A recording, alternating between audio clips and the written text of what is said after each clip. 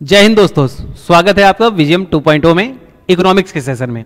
जैसा कि इकोनॉमिक्स का एक सेशन हो चुका है, दूसरे सेशन की बात करें तो आपके लिए इस रिवीजन कक्षाओं की बहुत ज़रूरत है, जहां पर लास्ट में आप चाहें तो अपनी तैयारियों को पूर्ण करने के लिए हमने मैराथन क्लासेस पहले ही ऑलरेडी डाल चुके हैं। इसके बाद क्वेश्चन की बातें थी, तो क्वेश्चन को यहाँ पर करते हैं। मॉडल पेपर ऑलरेडी हम कर चुके हैं।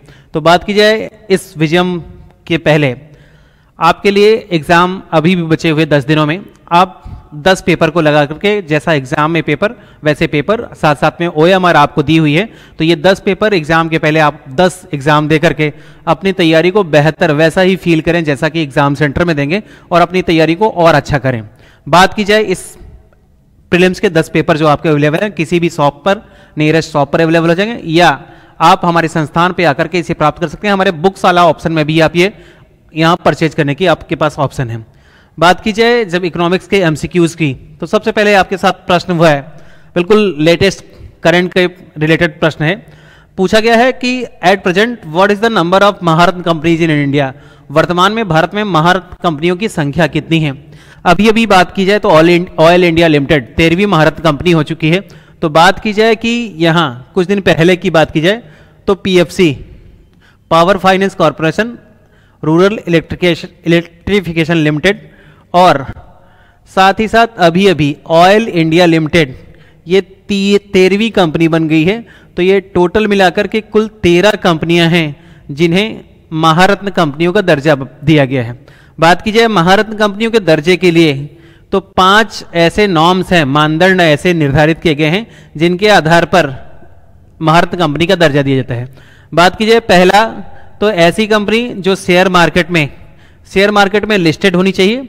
दूसरी बात कही गई कि ऐसी कंपनी शेयर मार्केट में लिस्टेड होने के साथ साथ जिसने नवरत्न का स्टेटस मिले। वार्षिक रूप से कहा जाए कि वार्षिक रूप से उसका कुल टर्नओवर की बात की गई तो 3 नॉर्म्स दिए गए हैं, एक 5,000 करोड़ का, एक 15,000 करोड़ का, और एक 25,000 करोड़ के 3 नॉर्म्स। यानी पिछले 3 सालों में वार्षिक टर्नओवर 25,000 करोड़, निवल मूल्य की बात की जाए तो 15,000 करोड़, और एक वार्षिक ईयर में बात की जाए तो इसकी 5,000 करोड़ रुपए की राशि के बारे में यहां पर नॉर्म्स दिए गए। यानी 5 नॉर्म्स है, 5, 15 और 25 के। इन नॉर्म्स को याद करते हुए आप क्वेश्चन को करिएगा। अगली बात की जाए, अगले क्वेश्चन की ओर चलते हैं। किस अधिनियम के कारण इंपीरियल बैंक ऑफ इंडिया का भारतीय स्टेट बैंक में परिवर्तन हुआ। Which act led to the transformation of the imperial bank of India into the state bank of India. भारतीय रिजर्व बैंक अधिनियम 1934, भारतीय स्टेट बैंक एक्ट 1955, बैंकिंग विनियमन अधिनियम 1949, इंपीरियल बैंक राष्ट्रीयकरण अधिनियम 1951। देखिए, RBI एक्ट से रिलेशन SBI का कुछ भी नहीं है। RBI एक्ट अलग से रिजर्व बैंक की स्थापना की बात की जाए 1934 में RBI एक्ट लाया गया, और 1935 में RBI की स्थापना की गई। यहां इंपीरियल बैंक को परिवर्तित करके 1955 में SBI की स्थापना की गई। तो यहां बात की जाए भारतीय स्टेट बैंक अधिनियम 1955 इसका आंसर होगा। इंपीरियल बैंक 1921 में इंपीरियल बैंक बनाया गया। 3 जो प्रेसिडेंसी बैंक थे, बैंक ऑफ मद्रास, मुंबई, और बात की जाए ये 3 जो बैंक थे कलकत्ता, इन तीनों को मिलाकर के 1921 में इंपीरियल बैंक, और 1921 के बाद 1955 में एक्ट ला करके भारतीय स्टेट बैंक अधिनियम 1955 के तहत इसकी स्थापना की गई और इसे चेंज किया गया। अगले क्वेश्चन की ओर चलते हैं। अगला क्वेश्चन बड़े ध्यान से देखिएगा। 1959 में पूछा गया कि कितने पहले से प्रिंसली स्टेट्स के जो बैंक थे, रियासतों के जो बैंक थे, उन्हें भारतीय स्टेट बैंक में मिला दिया गया। तो इसके बारे में हमने आपसे क्वेश्चन ऑलरेडी टॉपिक में डिस्कस किया हुआ, जो यहां का पहला वीडियो डला हुआ है संस्थान का। इस पहले वीडियो में हमने आपके साथ डिस्कस किया हुआ है कि कुछ राजाओं के पश्चिमी क्षेत्र में, वेस्टर्न एरियाज में बैंक स्थापित थे, और यही बैंक आगे चल करके 8 बैंक, त्रावणकोर राजघराने का, त्रावणकोर, मैसूर, हैदराबाद, इंदौर, सौराष्ट्र, बीकानेर, जयपुर और पटियाला, ये 8 रियासतों के द्वारा बैंकों की, निजी क्षेत्र के बैंकों की स्थापना की गई थी, जिन्हें बदल करके एसबीआई के सहयोगी बैंकों के रूप में, एसबीआई के सहयोगी बैंकों के रूप में, यानी 8 ये बैंक थे। आजादी के पहले ही बीकानेर और जयपुर को मिला दिया गया, बाद में सौराष्ट्र और इंदौर को, और बाकी बचे 5 बैंकों को 2017 में एसबीआई के अंतर्गत मर्ज कर दिया गया। भारतीय महिला बैंक के साथ एसबीआई को के अंतर्गत मर्ज कर दिया गया और इन बैंकों की संख्या 8 थी। अगले क्वेश्चन की ओर चलते हैं। अगला क्वेश्चन देखिएगा, निम्नलिखित में से कौन सा बैंक 1959 में भारतीय स्टेट बैंक के अंतर्गत लगाए गए 8 सहयोगी बैंकों में से नहीं था? अभी अभी पीछे वाले टॉपिक में हमने 8 सहयोगी बैंकों के बारे में बात की थी, और 8 सहयोगी बैंकों के बारे में अगर डिस्क्रिप्शन की बात की जाए तो अब इनमें से पूछा गया है state bank of Mysore, state bank of Hyderabad, state bank of Indore. तो अभी अभी डिस्कस किया था कि ये तीनों तो थे, यहां इंदौर भी था, मैसूर भी था और हैदराबाद भी था। स्टेट बैंक ऑफ सिक्किम नाम से ऐसा कोई बैंक नहीं था, तो इसमें से डी ऑप्शन आपका बिल्कुल सही रहेगा। अगर पीछे की ओर देखना चाहें तो यहां मेंशन किया हुआ है त्रावणकोर, मैसूर, हैदराबाद, इंदौर, सौराष्ट्र, बीकानेर, जयपुर और पटियाला। इसमें से सिक्किम की कहीं पर बात नहीं की गई थी, इसलिए ऑप्शन डी में यहां पर स्टेट बैंक ऑफ सिक्किम यहां पे नहीं होगा। स्टेट बैंक ऑफ सिक्किम यहां पर सही आंसर जो है स्टेट बैंक ऑफ सिक्किम होगा। अगले क्वेश्चन की बात करते हैं। अगले क्वेश्चन में आपके मेंशन किया हुआ है यूपीआई, यूपीआई यूनिफाइड पेमेंट की बात की गई है, निम्नलिखित में से किसका एब्रिविएशन है? एब्रिविएशन की बात की जाए तो पूछा गया है unified payment interface, universal payment interface, united payment interface या unified payment interchange. UPI is an abbreviation of which of the following which is commonly used for payments. बताया गया कि पेमेंट के लिए यह यूज किया जाता है, ये किसका एब्रिविएशन है? तो यूनिफाइड पेमेंट इंटरफेस की बात की जाए तो यह इसका एब्रिविएशन है। यूपीआई की बात की जाए तो इमीडिएट पेमेंट सर्विस, क्या यह एक उन्नत संस्करण है? बात की गई है कि 2016 में एनपीसीआई की 21 बैंकों के साथ शुरुआत की गई और इसी के तहत यूपीआई आजकल आपने बहुत सारे गूगल पे, फोन पे, बहुत सारे माध्यमों से, यहां तक कि भीम के माध्यम से देखा होगा। तो ये यूनिफाइड पेमेंट इंटरफेस यूपीआई का एक एब्रिविएशन है। अगले क्वेश्चन की ओर चलते हैं। अगला क्वेश्चन है आपका, डिजिटल मुद्रा का सबसे लोकप्रिय अनुप्रयोग कौन सा है? डिजिटल मुद्रा, robotics, machine learning, artificial intelligence और ब्लॉकचेन। बात की जाए तो बहुत सारी बिटकॉइन करेंसी का आप नाम जानते होंगे। बिटकॉइन करेंसी यानी एक करेंसी के रूप में उपयोग की जा रही है और ये डिजिटल मुद्रा का कुछ ऐसे पर्सन के नाम सुने होंगे जो डिजिटल करेंसी के नाम से बहुत फेमस हैं, बहुत सारे लोग इस पे इन्वेस्टमेंट करते हैं।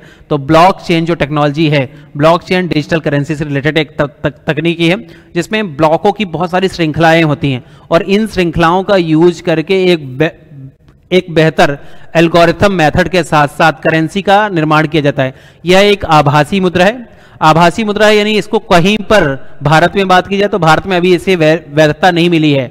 अगर आप इसके साथ व्यापार करते हैं, ट्रेड करते हैं या इस पर इन्वेस्टमेंट करते हैं तो इसके लिए भारत में अभी लेन देन के लिए पूरी तरह से अनुमति नहीं प्रदान की गई। तो ब्लॉकचेन या क्रिप्टो करेंसी, जैसी आपने सुना होगा क्रिप्टो करेंसी या ब्लॉकचेन, बिटकॉइन, इनकी बात की गई तो ये ब्लॉकचेन पद्धति डिजिटल मुद्रा का ही एक रूप है।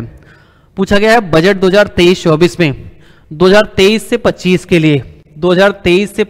लिए 7.5% निश्चित ब्याज दर वाली महिलाओं के लिए एक नई बचत योजना शुरू की गई है। इस योजना का नाम क्या है पूछा गया है। तो आपसे ये एक नई स्कीम प्रारंभ की गई। इस स्कीम में महिला सम्मान बचत प्रमाण पत्र, महिला सम्मान आय योजना, महिला सम्मान बचत प्रमाण पत्र, महिला विकास बचत प्रमाण पत्र, यानी ये अलग अलग आपके साथ ऑप्शंस हैं। ये 2023 से 25 के लिए यह योजना प्रारंभ की गई थी और जब यह स्कीम लाई गई तो इसके बारे में आपसे क्वेश्चन पूछा गया कि 23 से 25 के लिए किस नाम से यह महिला सम्मान बचत प्रमाण पत्र योजना के नाम से इस स्कीम को लाया गया, लॉन्च किया गया था। अगले क्वेश्चन की ओर चलते हैं। अगला क्वेश्चन है भारतीय राष्ट्रीय भुगतान निगम एनपीसीआई द्वारा जारी किए गए कार्ड का नाम क्या है? एनपीसीआई द्वारा किस कार्ड को लाया गया है? तो बात की जाए कि एनपीसीआई की स्थापना की सबसे पहले बात करें तो एनपीसीआई की स्थापना जो है वह 2008 में एनपीसीआई की स्थापना की गई और इसके लिए एक्ट लाया गया, एनपीसीआई एक्ट, भुगतान और निपटान प्रणाली अधिनियम 2007। इसके माध्यम से खुदरा भुगतान को बढ़ावा देने के लिए इस स्कीम को लाया गया और आगे चल करके ये जो निपटान प्रणाली है इसमें वीजा, पैसा, रुपए और रुपया, तो बात की गई कि रुपए नाम से इसके लिए एक कार्ड का जारी किया गया है, जो बहुत सारे आप वीजा वगैरह यूज करते थे, तो एनपीसीआई ने इंडियन रुपए के नाम से एक नया सिस्टम चालू किया है। प्रथम क्षेत्रीय ग्रामीण बैंक की स्थापना किस वर्ष में की गई थी? तो प्रथम क्षेत्रीय ग्रामीण बैंक की स्थापना की बात की जाए तो 1975 की बात की जाए तो 1975 2 अक्टूबर 1975 नहीं, गांधी जी के जन्मदिवस के आधार पर प्रथम क्षेत्रीय ग्रामीण बैंक की स्थापना 2 अक्टूबर 1975 को की गई थी, यानी समेकित विकास कार्यक्रम। और इसके बाद बहुत सारे प्रथमा ग्रामीण बैंक और अन्य ग्रामीण बैंकों की स्थापना की गई। वर्तमान में इनके भी इकट्ठा समेकन को प्रयास किया जा रहा है और इकट्ठा मर्जर करके इनकी बैंकों की संख्या में कमी की जा रही है। सरकार को यह रिकमेंडेशन दी गई थी कि भारत में बड़े स्तर के बैंक, 4 से 5 बड़े स्तर के बैंक स्थापित किए जाए और इसी के क्रम में ग्रामीण बैंकों को भी आपस में मर्ज करके इकट्ठा करने की बात की गई है। किस वर्ष से विदेशी विनियमन प्रबंधन अधिनियम फेमा प्रभावी हुआ? फॉरेन एक्सचेंज मैनेजमेंट एक्ट की बात की जाए तो सन 2000 से 1999 की बात की जाए, इसके लिए संसद में प्रावधान लाया गया और फेरा की जगह, जो फेरा एक्ट था 1973 में, उस फेरा एक्ट की जगह 1973 के फेरा एक्ट की जगह 1999 में फेमा का एक्ट प्रावधान लाया गया और इसे 2000 से यानी विदेशी मुद्रा के मैनेजमेंट करने के लिए भारत में जैसे उदारीकरण एलपीजी की पॉलिसी आई थी, तो अब यह आवश्यकता महसूस की जा रही थी कि भारत में इनका मैनेजमेंट बेहतर तरीके से किया जाए और इसी बेहतर मैनेजमेंट के लिए सरल पॉलिसियों के साथ, सरल नीतियों के साथ विदेशी मुद्रा के संदर्भ में 2000 में इसको एक्टिव किया गया। अगला क्वेश्चन पूछा गया है आपसे, आरबीआई भारतीय रिजर्व बैंक के पास विभिन्न कॉमर्शियल बैंकों की कुल जमा एवं आरक्षित राशि का निर्धारित भाग क्या कहलाता है? पूछा गया है आरबीआई के पास कॉमर्शियल बैंक की कुछ डिपॉजिट रहती हैं जो रिजर्व के रूप में रहती हैं, और जैसा कि आपने क्लास में पढ़ा है और मैंने भी बहुत सारे वीडियोस में आपके साथ बताए हुए कि अगर आरबीआई के पास कॉमर्शियल बैंक का कुछ रिजर्व के रूप में रखा हुआ है तो इसे शॉर्टकट में आप कैश रिजर्व रेशियो जो आरबीआई के पास रहता है तो इसे नगद आरक्षित अनुपात के रूप में जाना जाता है। जब भी बाजार में मुद्रास्फीति या इन्फ्लेशन की कंडीशन होती है तो इस इन्फ्लेशन की कंडीशन में सीआरआर की दरों को बढ़ा दिया जाता है। अगर डिफ्लेशन की स्थिति है या मंदी की स्थिति है तो सीआरआर की दरों को कम करने की पॉलिसी को पालन किया जाता है। अगले क्वेश्चन की ओर चलते हैं। अगला क्वेश्चन है आपसे, किस औद्योगिक नीति के माध्यम से लाइसेंस कोटा परमिट राज की स्थापना की गई? 1948, 1956, 1980 और 1986। पूछा गया है किसके माध्यम से लाइसेंस कोटा राज परमिट की स्थापना की गई? तो बात की गई कि 1956 का जो इंडस्ट्रियल पॉलिसी थी, 1956 की जो इंडस्ट्रियल पॉलिसी थी, इसमें 3 कैटेगरी में ए, बी और सी 3 कैटेगरियों में इंडस्ट्रीज को बांटा गया और जो बी और सी कैटेगरी के उद्योग थे उन्हें लाइसेंस लेने के लिए अनिवार्यता दी गई और यहां से लाइसेंस कोटा परमिट की शुरुआत की जाती है। अगले क्वेश्चन की ओर चलते हैं। निम्नलिखित में से कौन सा उद्योग कोर इंडस्ट्रीज के अंतर्गत नहीं आता है? 8 ऐसे उद्योग हैं, 8 उद्योग जिन्हें कोर इंडस्ट्रीज के अंतर्गत रखा जाता है। सीमेंट, कच्चा तेल, विद्युत के साथ साथ में रिफाइनरी, उर्वरक, ये सभी उद्योगों को कहा जाए तो ये कोर इंडस्ट्रीज यानी जो आधारभूत इंफ्रास्ट्रक्चर को सहयोग प्रदान करते हैं, इन्हें कोर इंडस्ट्रीज के अंतर्गत रखा जाता है। इसके साथ साथ कच्चा तेल की बात की जाए, विद्युत, कच्चा तेल यहां पर ऑलरेडी मेंशन है, कच्चा तेल यहां पर ऑलरेडी मेंशन है, तो साथ इसके अलावा यानी यहां पर रसायन की बात नहीं की गई, केमिकल की बात नहीं की गई है, बाकी पेट्रोलियम प्रशोधन, कोयला, कच्चा तेल, विद्युत, सीमेंट, कच्चा तेल, सारी चीजें, कोयला, को भी मेंशन कर दिया जाए तो ये सारे मिलकर के 8 उद्योग होते हैं। रसायन उद्योग यहां पर नहीं आता है, तो बेसिक ये छोटी सी गलती 8 कोर इंडस्ट्रीज के बारे में हमने आपके साथ महामैराथन जो मैराथन क्लास की है उसमें भी डिस्कस किया हुआ है। तो 8 ऐसे सेक्टर जो इस्पात के साथ साथ इस्पात, कोयला, उर्वरक, रिफाइनरी, विद्युत, कच्चा तेल, सीमेंट, तो इन सारे सेक्टर्स को यहाँ साथ साथ में इस्पात को भी आप मेंशन कर लें। तो सारे सेक्टर्स जो हैं 8 उद्योग जो ऐसे हैं जिन्हें कोर इंडस्ट्रीज के अंतर्गत रखा जाता है। इसमें केमिकल इंडस्ट्री आपकी इसमें शामिल नहीं है, कोर इंडस्ट्रीज में शामिल नहीं है। पूछा गया है एमएसएमई सेक्टर की बात की गई है। एमएसएमई सेक्टर के अंतर्गत नए वर्गीकरण, न्यू क्लासिफिकेशन जो किया गया है, इसमें लघु उद्योग के लिए निवेश, इन्वेस्टमेंट और एनुअल टर्नओवर की सीमा कितने रुपए रखी गई है। बात की जाए कि चाहे तो आप एक एक करके मेंशन कर सकते हैं यहां पर कि यह स्मॉल स्केल इंडस्ट्री के लिए है, स्मॉल स्केल इंडस्ट्री के लिए, और एमएसएमई माइक्रो, स्मॉल और मीडियम, अलग अलग के लिए 3 कैटेगराइजेशन अभी अभी दिया गया है। और इसमें नए वर्गीकरण जो 1 जुलाई 2020 से दिया गया है, इसमें बात की गई है कि पूछा गया है आपसे लघु उद्योगों के लिए तो निवेश 10 करोड़ रुपए और टर्नओवर 50 करोड़ रुपए की सीमा इसके अंतर्गत रखी गई है।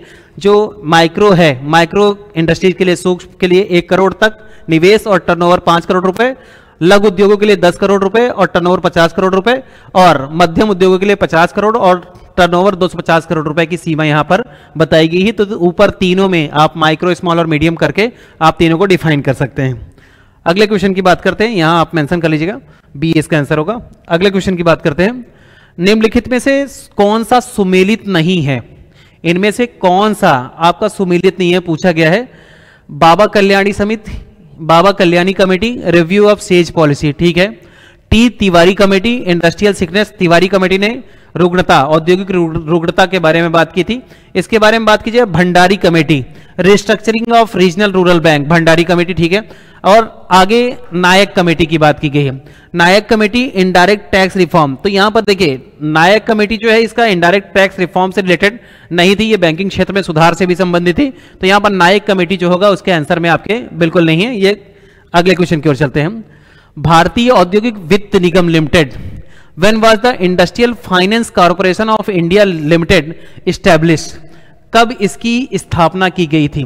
तो बात की जाए कि जुलाई 1948 की बात की जाए तो जुलाई 1948 में इसकी स्थापना की गई थी।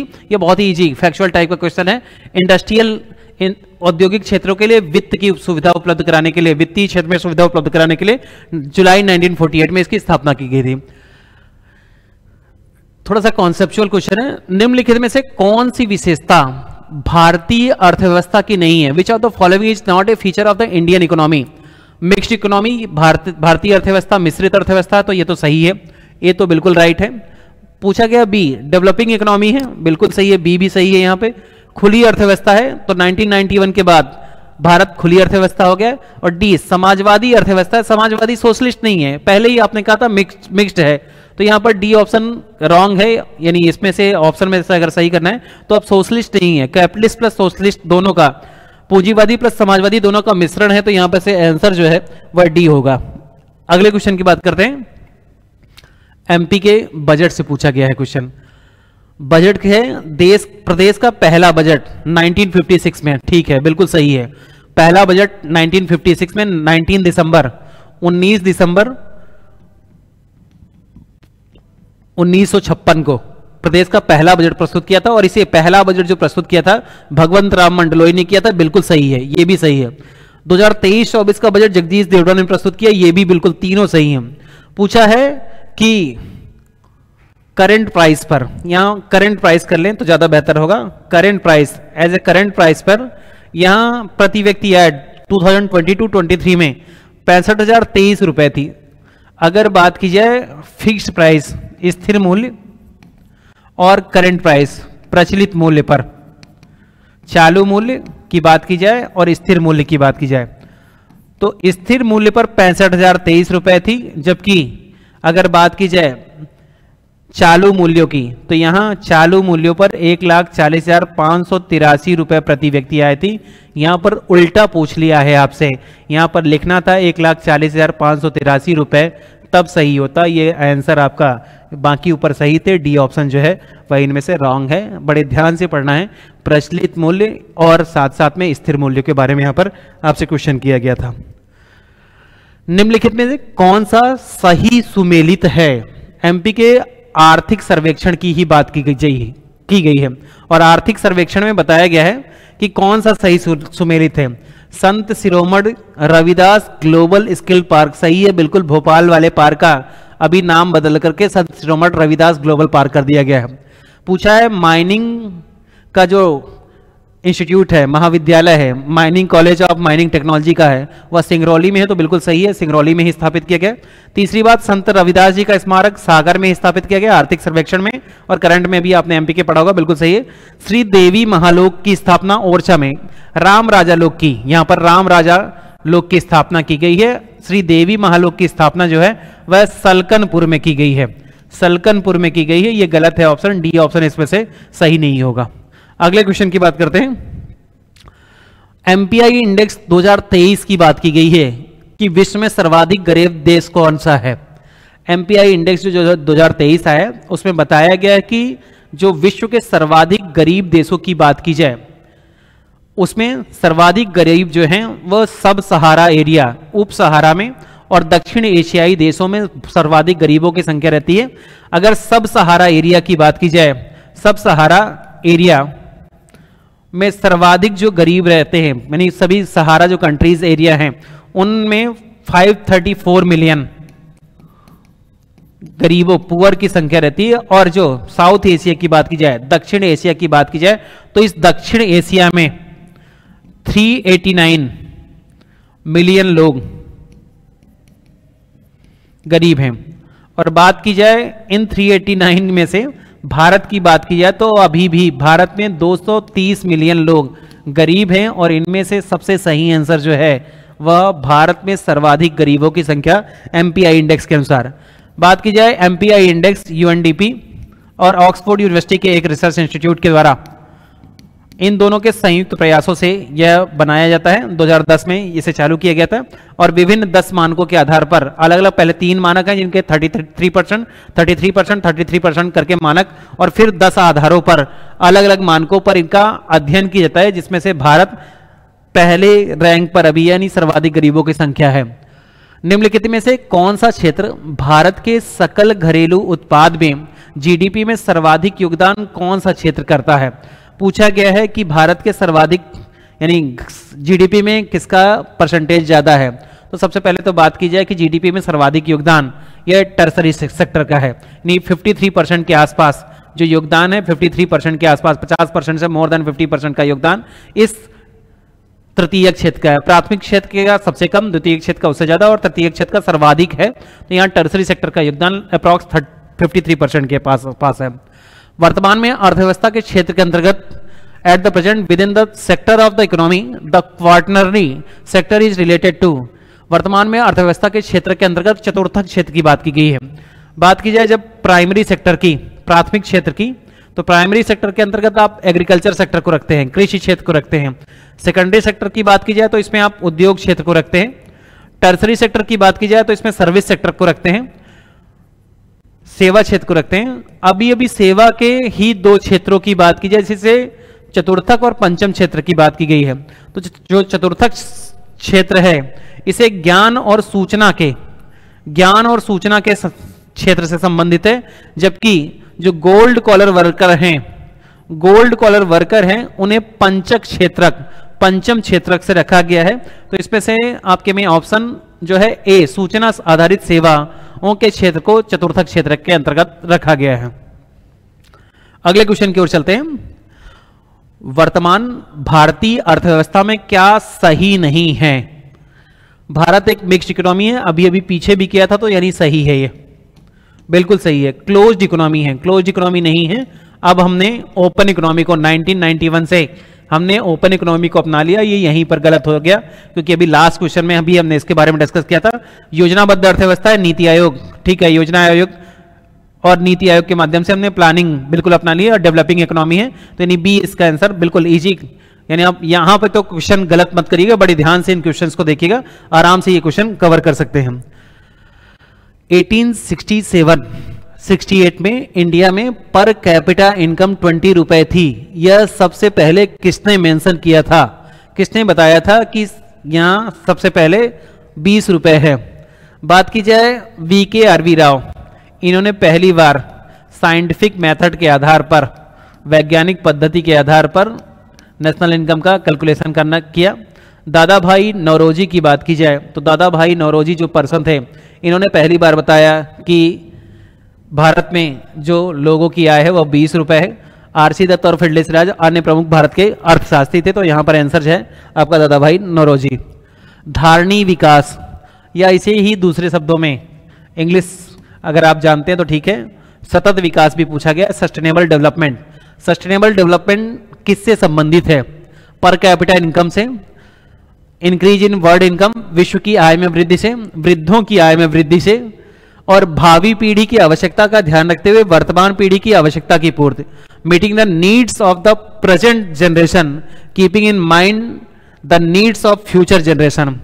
बात की गई कि अगर विकास आप इस स्तर पर करते हैं कि आगे आने वाली पीढ़ी भी विकास का इसी तरह से लाभ ले पाए, यानी पर्यावरण स्वच्छ रूप से रहे, खास करके ये पर्यावरण के संदर्भ में बात की गई, तो अगर फ्यूचर आगे आने वाली पीढ़ी को भी ऐसे, प्रेजेंट जनरेशन के साथ साथ फ्यूचर जनरेशन को भी ऐसे ही विकास की चीजों की प्राप्त हो पाए, तो इसे क्या कहा जाएगा, इसे धारणीय विकास या सस्टेनेबल डेवलपमेंट कहा जाएगा। समावेशी समृद्धि, अगला मैं सोच ही रहा था कि साथ में डिस्कस कर दूं आपके साथ कि इंक्लूसिव ग्रोथ क्या है। पूछा गया है इंक्लूसिव ग्रोथ किसे कहेंगे, आधारभूत संरचना का, बेसिक इंफ्रास्ट्रक्चर का डेवलपमेंट करना, कृषि गतिविधियों का उद्धार करना, एग्रीकल्चर एक्टिविटी को और ज्यादा बढ़ाना, शिक्षा, availability of education, health and other social services, शिक्षा, स्वास्थ्य व अन्य सामाजिक सेवाओं की उपलब्धता में वृद्धि करना। बात की गई कि जब समावेशी विकास यानी अंतिम व्यक्ति का भी विकास हो, कि सबके पास सभी योजनाएं समान रूप से उपलब्ध हो जाएं, खास करके वंचित वर्ग जो समाज के आप अंतिम पीढ़ी की बात करते हैं, उस अंतिम पीढ़ी की व्यक्ति को सभी चीजों का लाभ मिल जाए, तो इसे कहा गया कि आधारभूत संरचना में विकास हो जाए, कृषि गतिविधि भी हो जाए, शिक्षा, स्वास्थ्य, सभी सामाजिक गतिविधि का विकास हो, जिससे ओवरऑल डेवलपमेंट हो जाए।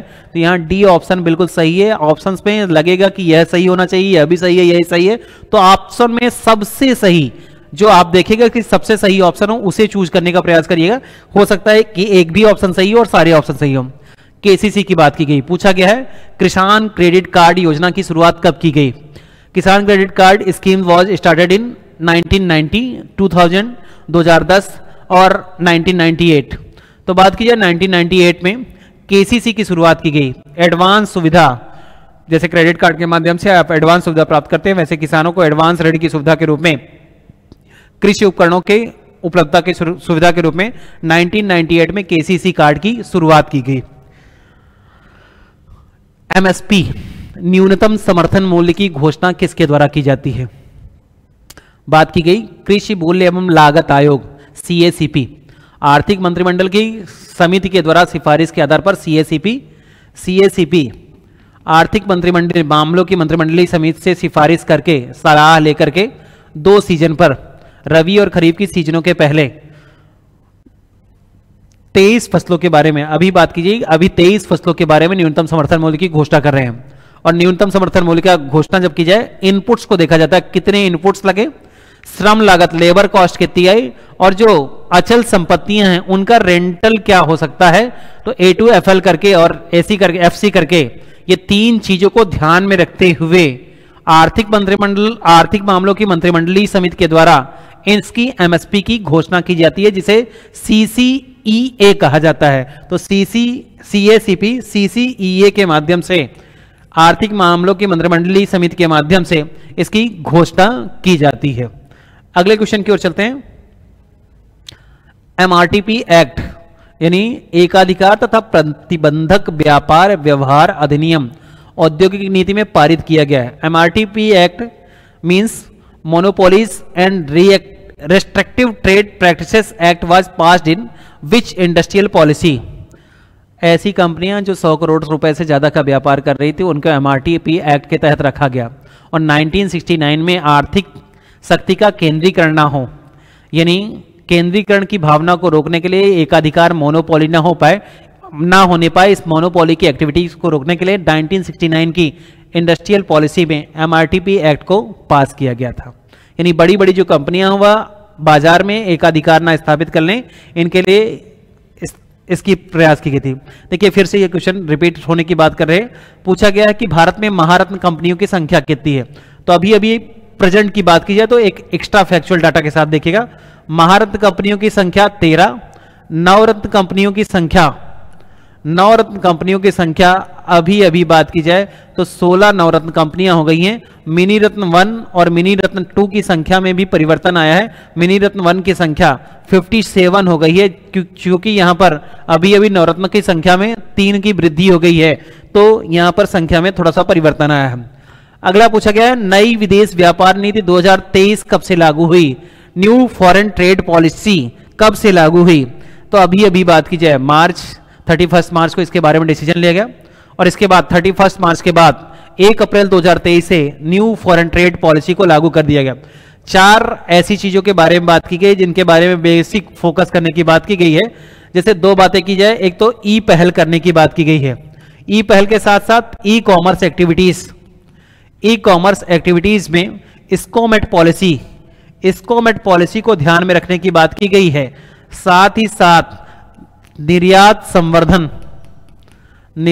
संवर्धन और छूट के माध्यम से ज्यादा उत्पादक एक्टिविटीज को, यानी प्रोडक्टिव एक्टिविटीज को बढ़ावा देने की बात की गई। 4 बेसिक क्षेत्रों की बात की गई। पहले से जो डेवलप क्षेत्र थे उनके अलावा यूपी के 4 शहरों की बात की गई है जिन्हें एक्सपोर्ट स्टैंडर्ड क्षेत्रों के रूप में डेवलप करने का प्रयास किया जाएगा। अगले क्वेश्चन की ओर चलते हैं। भारत का शीर्ष निर्यात गंतव्य कौन सा देश है?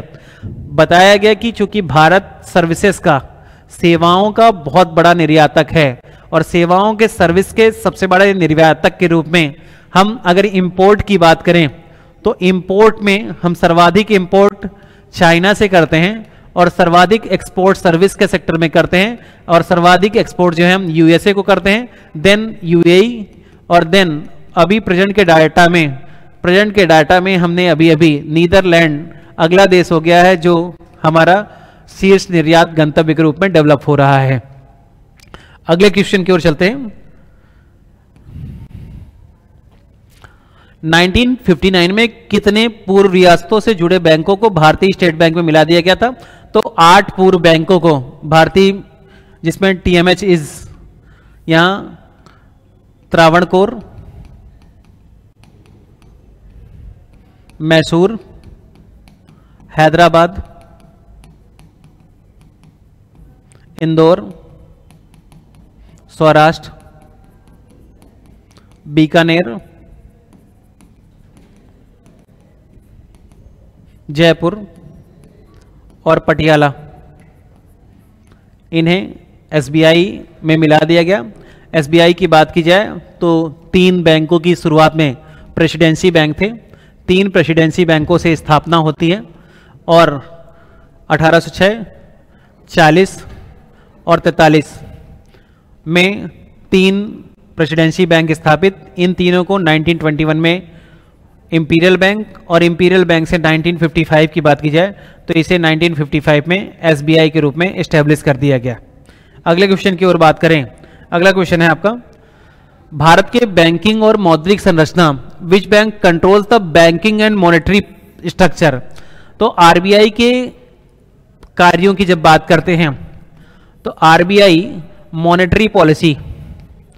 मॉनेटरी पॉलिसी को रेगुलेट करने की बात की जाए, जब भी मार्केट में मुद्रा के संबंध में उतार चढ़ाव की स्थिति हो, या बाजार में मुद्रा ज्यादा हो या बाजार में मुद्रा कम हो, यानी लिक्विडिटी मार्केट में बहुत ज्यादा है, करेंसी की लिक्विडिटी ज्यादा है या करेंसी की लिक्विडिटी कम है, तो ऐसे में पूरा कंट्रोल करने का राइट सेंट्रल बैंक, जो भारत का केंद्रीय बैंक है, केंद्रीय बैंक के रूप में RBI के पास यह राइट है कि वह इसके बारे में कार्य करे। अगले क्वेश्चन की ओर देखते हैं। अगला क्वेश्चन है आपका, देखिए कुछ आपके लिए ये सारी तोहफों के साथ एक नई आपके लिए जानकारी है।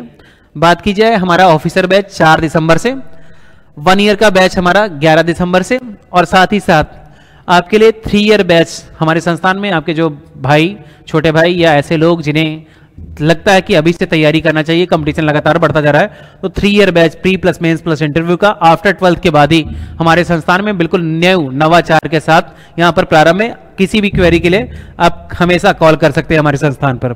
अगले क्वेश्चन की ओर चलते हैं।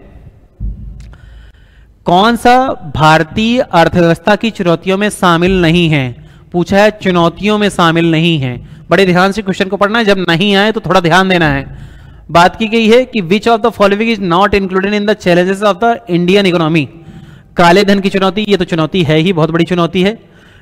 बैंकों के बढ़ते हुए एनपीए यानी ऋण वापस नहीं हो रहा है, ऋण का ब्याज नहीं आ रहा है। कच्चे तेल के घटते दाम नहीं है, बढ़ते दाम है। यहां पर बड़े ध्यान से देखिएगा, नीचे नहीं जा रहे हैं, इन कच्चे तेल के दाम बढ़ते ही जा रहे हैं। देश में असमान आय के वितरण की ये तो चुनौती ऑलरेडी है। असमान आय यानी गरीबों और अमीरों के बीच में खाई बढ़ती जा रही है, तो इसमें से सी ऑप्शन है, आपको थोड़ा सा एक्सक्लूड करना था। भारतीय स्टेट बैंक की स्थापना किस समिति की स्थापना हुई थी? गोरवाला समिति की सिफारिश पर, एल के झा समिति की, रेड्डी समिति की, अशोक मेहता समिति। अशोक मेहता समिति पंचायती राज से संबंधित है, और ये गोरवाला समिति की बात की जाए तो गोरवाला समिति की सिफारिश पर एसबीआई की स्थापना 1955 में की गई थी। सेबी की स्थापना के बारे में पूछा गया कि सेबी की स्थापना, security and exchange board of India की स्थापना कब की गई थी? तो शेयर मार्केट को रेगुलेट करने के लिए, जो शेयर मार्केट का बहुत बड़ा बाजार है उसे रेगुलेट करने के लिए कि यहाँ पर कौन सी एक बॉडी होगी, तो एक इंस्टीट्यूट के रूप में, एक बॉडी के रूप में सेबी की स्थापना 12 अप्रैल 1988 को की गई, और इसे जाकर के 30 जनवरी की बात की जाए, 30 जनवरी 1992 को इसे एक लीगल बॉडी के रूप में, एक सांविधिक संस्था के रूप में 1988 में स्थापना, और 1992 की बात की जाए तो 1992 30 जनवरी 1992 को इसको सांविधिक संस्था के रूप में, स्टैट्यूटरी बॉडी के रूप में इसे स्थापित किया गया। अगले क्वेश्चन की ओर चलते हैं। SIDBI, small industrial development bank of India का मुख्यालय कहां है? तो लघु उद्योगों की बात की जाए, स्मॉल इंडस्ट्रीज को फाइनेंस वित्तीय सुविधा प्रदान करने के लिए डीएफआई के रूप में, डेवलपमेंट फाइनेंस इंस्टीट्यूशंस के रूप में इसकी स्थापना, सिडबी की स्थापना 1990 में की गई, और इसका मुख्यालय जो है, सिडबी का मुख्यालय जो है वह लखनऊ में रखा गया है। यह 1990 में, 1990 में इसकी स्थापना की गई थी। अगले क्वेश्चन की ओर चलते हैं। बीएसई, बॉम्बे स्टॉक एक्सचेंज की बात की गई है। Bombay stock exchange, Bombay stock exchange से रिलेटेड क्वेश्चन है। पूछा गया है कि सेंसेक्स किससे रिलेटेड है? तो टॉप 30 कंपनियों की बात की जाए, जो बीएसई की, बॉम्बे स्टॉक एक्सचेंज की टॉप 30 कंपनियों के शेयर को संवेदी शेयर सूचकांक या सेंसेक्स के नाम से जाना जाता है। तो यहां पर 30 कंपनियों की बात की गई है जिन्हें सेंसेक्स के नाम से जाना जाएगा। अगले क्वेश्चन की ओर चलते हैं। अगला क्वेश्चन है आपके सामने, भारत में वर्तमान में कितने सार्वजनिक क्षेत्र के बैंक कार्यरत हैं? बड़े ध्यान से सुनिएगा, सार्वजनिक क्षेत्र के बैंक कार्यरत हैं। सार्वजनिक क्षेत्र के बैंकों की बात की जाए तो यहां पब्लिक सेक्टर की बैंक की बात की गई है, और पब्लिक सेक्टर बैंक को 2 प्रकार से डिवाइड किया गया है। एक नेशनलाइज बैंक और एक non nationalise bank. Non nationalise राष्ट्रीयकृत बैंक और गैर राष्ट्रीयकृत बैंक। एसबीआई इनके अंतर्गत आता है। नॉन नेशनलाइज बैंकों के अंतर्गत एसबीआई को भी शामिल कर लेता है। और यहां पर नेशनलाइज बैंकों की संख्या और नॉन नेशनलाइज बैंकों की संख्या, यहां बड़े ध्यान रखना है कि यहां पर गलतियां ना होने पाए कि आप नेशनलाइज भी पूछ दे और पब्लिक सेक्टर सार्वजनिक क्षेत्रों के बैंकों की संख्या पूछ दे। तो यहां बड़े ध्यान से रखना कि यहां पर गलती ना होने पाए। अगर ये पूछे तो यहां पर 11 और ये पूछे तो यहां पर 12 संख्या को साथ में याद रखना है कि गलती ना होने पाए। बजट 2023-24 में मोटे अनाज को किस अन्न के रूप में घोषित किया गया है? किस ग्रेन के रूप में इसे घोषित किया गया है? तो बात की जाए 2023 का ईयर जो है उसे अंतर्राष्ट्रीय मिलेट ईयर के रूप में घोषित किया गया है और भारत में इसे श्री अन्न के रूप में नोटिफाई किया गया है।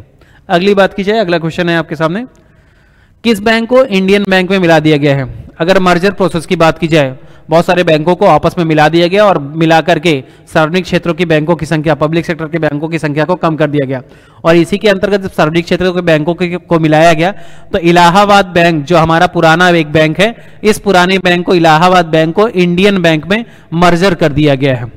अगला क्वेश्चन चलते हैं। अगला क्वेश्चन है आपके सामने, भारत में राष्ट्रीय आय के प्राकलन, नेशनल इनकम के एस्टिमेशन के निम्नलिखित में किसके द्वारा तैयार किए जाते हैं? भारतीय विकास परिषद द्वारा, इंडियन डेवलपमेंट काउंसिल द्वारा, केंद्रीय सांख्यिकी कार्यालय द्वारा, सेंट्रल स्टैटिस्टिक्स ऑफिस के द्वारा। यह अभी सीएसओ की बात की जाए, सीएसओ की बात कर रहा है, भारतीय आय समिति द्वारा, इंडियन प्रोटेक्टिव काउंसिल के द्वारा।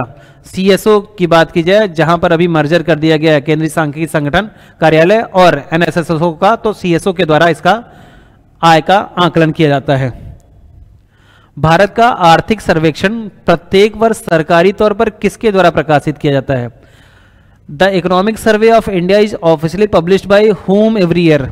तो आर्थिक सर्वेक्षण की बात की जाए तो बजट के एक दिन पहले की बात की जाए तो मुख्य आर्थिक सलाहकार की सलाह पर बात की गई कि भारत का वित्त मंत्रालय जो है, तो मुख्य आर्थिक सलाहकार की सलाह पर भारत सरकार के वित्त मंत्रालय, फाइनेंस मिनिस्ट्री के द्वारा भारत का आर्थिक सर्वेक्षण प्रस्तुत किया जाता है जो बजट के एक दिन पहले पिछले साल की उपलब्धियों के बारे में आपसे बात करता है। बजट 2023 के संबंध में निम्नलिखित में कौन सा सुमेलित नहीं है? 2023-24 के संदर्भ में पूछा गया है। 2023-24 के संदर्भ में कौन सा इसमें मैच्ड नहीं है?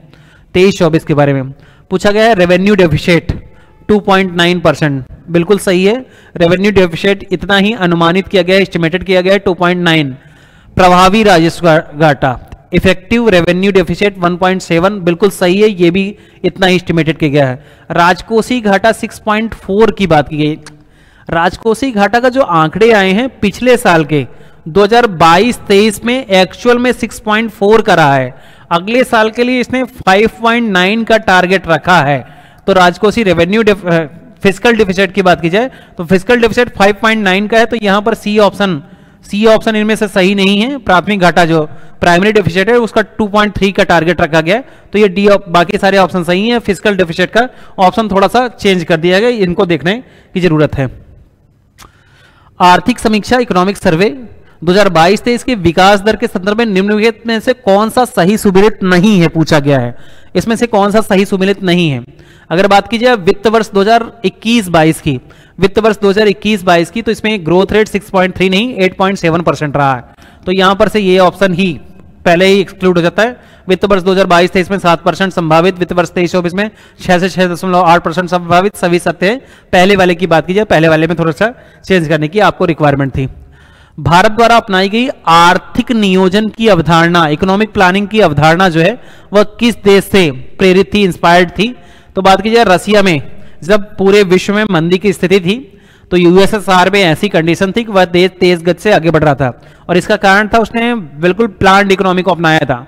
और इस प्लान्ड इकोनॉमी की बात की जाए तो भारत में फिर एमएन राय, बॉम्बे प्लान, सर्वोदय योजना, गांधीवादी योजना, बहुत सारे प्लान्स के माध्यम से फाइनली योजना आयोग और राष्ट्रीय विकास परिषद, फिर 12 पंचवर्षीय योजनाओं के माध्यम से भारत में इसे कंटिन्यू किया गया। तो यह सोवियत संघ, रूस के माध्यम से हमने इस पॉलिसीज को अपनाया था।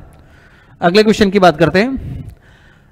निम्नलिखित में से किस समय अंतराल को योजना आयोग के अवकाश समय के नाम की बात की जाती है? जब फर्स्ट 5 ईयर प्लान की बात करें तो बढ़िया सक्सेसफुल तरीके से रन की इसने 1951 से 56 की बात की जाए। सेकंड 5 ईयर प्लान की बात की जाए तो 56 से 61 तक ठीक ठाक ढंग से इंडस्ट्रीज को हमने फोकस करते हुए आगे बढ़ने की बात की, ठीक रन किया। थर्ड 5 ईयर प्लान की बात की जाए, तीसरी पंचवर्षीय योजना की, तो तीसरे पंचवर्षीय योजना के समय 2 युद्ध चाइना और पाकिस्तान के साथ 62 और 65 में, साथ ही साथ अकाल की स्थिति यहां पर आ गई, सूखा जैसी स्थितियां आई। और तीसरी पंचवर्षीय योजना 61 से जब चली तो 61 से 66 तक यहां पर हमने डेवलपमेंट के उस लक्ष्य को प्राप्त नहीं कर पाए, और इसके बाद 1966 से लेकर के 3 एक वर्षीय योजनाएं चलाई, जिसे ही प्लान हॉलिडे या योजना अवकाश का काल कहा जाता है। और यहां पर 1966 से लेकर 1969 तक के जो टाइम है, इसे योजना अवकाश के काल के रूप में जाना जाता है। अगला क्वेश्चन देखते हैं। अगला क्वेश्चन है आपका, व्यापारिक बैंकों का निम्नलिखित में से कौन सा कार्य नहीं है? पूछा गया है which of the following is not a function of commercial banks. जमाओं को प्राप्त करना, डिपॉजिट्स रिसीव करना, बिल्कुल सही है। ऋण उपलब्ध कराना, ये प्राइमरी वर्क्स हैं दोनों। डिपॉजिट जमा करना और उधारी देना, इनके प्राइमरी वर्क हैं।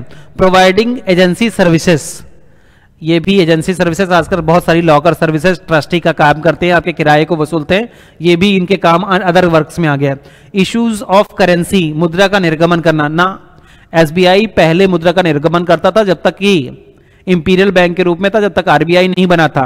अब ये कॉमर्शियल बैंक जो हैं करेंसी का इशू नहीं करते हैं, करेंसी का इशू तो आरबीआई के द्वारा किया जाता है। इसमें से डी ऑप्शन गलत है, आपको ध्यान से इसको क्वेश्चन को पढ़ने की आवश्यकता रहेगी। निम्नलिखित में से व्यापार संरक्षणवाद, विच of the following is a trade protectionism, व्यापार का संरक्षण करने की पूछा गया है, किसे कहा जाए? पूछा गया है कि economic policy of restricting imports, आयात को प्रतिबंधित करेंगे from different countries by imposing tariffs on imported goods. पूछा गया, कहा गया है कि अगर आयातित वस्तुओं पर आप टैरिफ्स लगा देते हैं और उनमें आयात को कम करने का प्रयास करते हैं तो ये क्या व्यापार संरक्षणवाद होगा? मुझे तो ये सही लग रहा है। निर्यातों को प्रतिबंधित करें ना, निर्यात को तो फिर व्यापार प्रतिबंधित कहा होगा, निर्यात को तो प्रोत्साहित करना है। निवेश निषेध, निवेश भी इन्वेस्टमेंट भी निषेध नहीं करना है। आयात को प्रोत्साहित करने की, आयात को प्रोत्साहित करेंगे तो व्यापार संरक्षणवाद कहाँ होगा? ये तो उल्टा हो जाएगा। तो पहला ऑप्शन बिल्कुल सही है, सारे ऑप्शन को ठीक से पढ़ना है। अगर उल्टा होता तो यहां पर हतोत्साहित हो जाता तो ठीक रहता। अगले क्वेश्चन की बात करते हैं। निम्नलिखित में से मुक्त व्यापार नीति बताती है free trade policy. Free trade policy में क्या किया जाता है पूछ रहा है। रीजनल एग्रीमेंट होते हैं, आरटीएस की बात की गई है। आरटीए में, रीजनल ट्रेड एग्रीमेंट में पहला आता है पीटीए, फिर एफटीए, इकोनॉमिक यूनियन, सीमा शुल्क संघ, बहुत सारे अलग अलग ट्रेड एग्रीमेंट्स होते हैं। इन ट्रेड एग्रीमेंट्स में पूछा गया है कि क्या होता है। केवल स्वदेशी बाजार के बारे में बात करती है? नहीं, ऐसा तो बिल्कुल नहीं है। केवल स्वदेशी व अंतर्राष्ट्रीय? ऐसा भी नहीं है। पूर्ण अप्रतिबंधित विनिमय एवं वस्तुओं के देशों के बीच आने जाने में कोई रोक नहीं। पूछा गया है complete unrestricted exchange and no restriction on movement of goods between countries. और उपयुक्त में से सभी, इसमें से केवल सी ऑप्शन सही है। उपयुक्त में से सभी नहीं, केवल स्वदेशी बाजार की बात नहीं करता है, रिस्ट्रिक्टेड बाजार की नहीं बात करता है। भारत में विदेशी व्यापार की शीर्ष संस्था है, फॉरेन ट्रेड की अपेक्स बॉडी किसे कहा जाता है? भारतीय रिजर्व बैंक, केंद्रीय सरकार, आयात निर्यात बैंक, एक्जिम तो ये डीएफआई के रूप में इंपोर्ट एक्सपोर्ट को बढ़ाता है। भारतीय रिजर्व बैंक विदेशी व्यापार के संदर्भ में ऐसी कोई पॉलिसी नहीं, सेंट्रल गवर्नमेंट भी नहीं। यहां पर वाणिज्य मंत्रालय, मिनिस्ट्री ऑफ कॉमर्स की बात की जाए तो आईआईएफटी 1963 में स्थापित किया गया, वाणिज्य मंत्रालय के अंतर्गत, जो भारतीय विदेश व्यापार संगठन के अंतर्गत काम करता है। और ये वाणिज्य मंत्रालय के अंतर्गत काम करता है, जो व्यापार की, विदेश व्यापार की शीर्ष संस्था के रूप में वाणिज्य मंत्रालय कार्य करता है। अगले क्वेश्चन की बात करते हैं। सीआरआर की रेट को, कैश रिजर्व रेशियो, अभी अभी पीछे पढ़ा था आपने। आरबीआई के पास कॉमर्शियल बैंक्स को अपनी जो जमा है उसका कुछ एक हिस्सा आरबीआई के पास रखना है। अगर सीआरआर का रेट बढ़ा होता है तो पूछ रहा है कि आप इसे इसलिए बढ़ा रहे हैं जिससे मार्केट में इन्फ्लेशन कम हो जाए, महंगाई कम हो जाए, परंतु ऐसा क्या कर देंगे जिससे इन्फ्लेशन कंट्रोल नहीं होगा? यानी सीआरआर जिस लिए किया गया था वह प्रभाव शून्य हो जाएगा, ऐसा पूछ रहा है आपसे। अगर खुले बाजार में प्रतिभूतियों का विक्रय कर दिया जाए तो प्रभाव शून्य कहाँ होगा? बिल्कुल पॉजिटिव इंपैक्ट होगा, बाजार से पैसे खिंचाएंगे, हम पेपर बेच देंगे मार्केट में और पैसे और आपसे कलेक्ट कर लेंगे। तो ये तो बिल्कुल नहीं, ये तो बढ़िया है, सीआरआर के फेवर में काम करेगा। बैंक दर कम कर दी जाए, अगर बैंक की गई है, अगर बैंक दर कम करने की बात की गई है तो बैंक दर अगर कम कर दी जाती है तो बैंक दर कम करने से क्या हो जाएगा? जो लोन है, लोन है वो सस्ते हो जाएंगे, तो यहाँ पर बी ऑप्शन सही है। एसआरआर में वृद्धि करने पर सीआरआर के लिए पॉजिटिव इफेक्ट। अगर लोग गैर बैंकिंग संस्थाओं से उधार नहीं लेते तो इससे कोई रिलेशन नहीं है, यह बी ऑप्शन बिल्कुल सही ऑप्शन होगा। अगले क्वेश्चन की बात करते हैं। मिश्रित अर्थव्यवस्था का विचार किससे आधारित है? मिक्स्ड इकोनॉमी का विचार किसने प्रतिपादित किया? जब पूरे विश्व में मंदी का दौर था और दो विचारधाराएं चल रही थी, एक पूंजीवादी और एक समाजवादी, कैपिटलिस्ट और सोशलिस्ट। ऐसी विचारधारा के समय में जब दोनों विचारधाराओं को मानने वाले देश सफल नहीं हो रहे थे, तो जॉन मेनार्ड कीन्स ने अपनी पुस्तक के माध्यम से इस मिक्स्ड इकोनॉमी का सिद्धांत दिया और बहुत सारे देशों ने इसको अपना करके और बहुत ज्यादा सफलता प्राप्त की और यहीं से मिक्स्ड इकोनॉमी का थॉट्स डेवलप हुए। कुछ हमारे मेंस टेस्ट सीरीज की बात की जाए, 23 दिसंबर से हमारे mains test series, answer writing 4 जनवरी से, मेंस पेपर 3 जो एक बड़ी कठिन बाधा है 8 जनवरी से इसका कोर्स, सेपरेट हिंदी मीडियम और इंग्लिश मीडियम के सेपरेट टीचर, बेहतर नवाचार क्वालिटी, बेहतर सुविधाओं के साथ, बेहतर एटमॉस्फेयर के साथ आप पढ़ाई को अपने बढ़िया कर सकते हैं। कोई भी अगर डाउट है तो आप इस नंबर पर 24/7 या हमारे संस्थान पे आकर या QR कोड पर आप और जानकारियां इसके बारे में प्राप्त कर सकते हैं। अगले क्वेश्चन की ओर चलते हैं और अगला क्वेश्चन है आपका MSF मार्जिनल स्टैंडिंग फैसिलिटी की बात की गई है। मार्जिनल स्टैंडिंग फैसिलिटी में पूछा गया है NDTL का कितना प्रतिशत MSF सुविधा के अंतर्गत उपयोग कर सकते हैं। बात की गई, RBI ने कहा कि 100 आधार में से 100 आधार अंक में से अगर NDTL का केवल 1% आप चाहें तो आप अतिरिक्त अपने पास जितना भी NDTL है बैंक, कॉमर्शियल बैंक, उसका 1% तक आप अतिरिक्त ऋण सुविधा यहां पर प्राप्त कर सकते हैं। फिलिप्स कर्व पूछा हुआ है, shows relationship between inflation and employment, employment नहीं अनएम्प्लॉयमेंट यहां पे बात की गई, इन्फ्लेशन एंड अनएम्प्लॉयमेंट बात की गई है कि फिलिप्स कर्व में बताया गया कि जैसे जैसे मुद्रास्फीति की दर, इन्फ्लेशन का रेट बढ़ेगा, वैसे वैसे उत्पादकों को, प्रोड्यूसर्स को लाभ होगा और प्रोड्यूसर्स को लाभ होगा तो वह इन्वेस्टमेंट करेंगे, इन्वेस्टमेंट करेंगे तो रोजगार की मात्रा, बेरोजगारी की मात्रा में कमी आएगी और रोजगार की मात्रा में वृद्धि होगी। तो यहाँ इन्फ्लेशन अनएम्प्लॉयमेंट, जैसे जैसे इन्फ्लेशन बढ़ेगा अनएम्प्लॉयमेंट कम होता जाएगा। इनवर्स रिलेशन की बात की गई है कि यहाँ पर इनवर्स रिलेशन होता है, फिलिप्स कर्व में यह बताया गया है। अगला क्वेश्चन है आपके सामने, सरकारी बैंक किसके द्वारा, सहकारी बैंक सॉरी कोऑपरेटिव बैंक्स पूछा गया है, किसके द्वारा गवर्न किए जाते हैं? बैंकिंग रेगुलेशन एक्ट 1949 बिल्कुल सही है, बैंकिंग रेगुलेशन एक्ट 1949 के थ्रू ये रन किए जाते हैं। और cooperative societies act, cooperative societies act है, सोसाइटीज एक्ट 1955, इन दोनों को मर्ज कर दिया जाए तो 1966 में सहकारी बैंकों की स्थापना की प्रारंभ की गई। तो यहाँ सी ऑप्शन बिल्कुल सही है, नन ऑफ दिस में से कोई मीन्स नहीं, तो इसमें से सी ऑप्शन बिल्कुल सही होगा, उपरोक्त दोनों।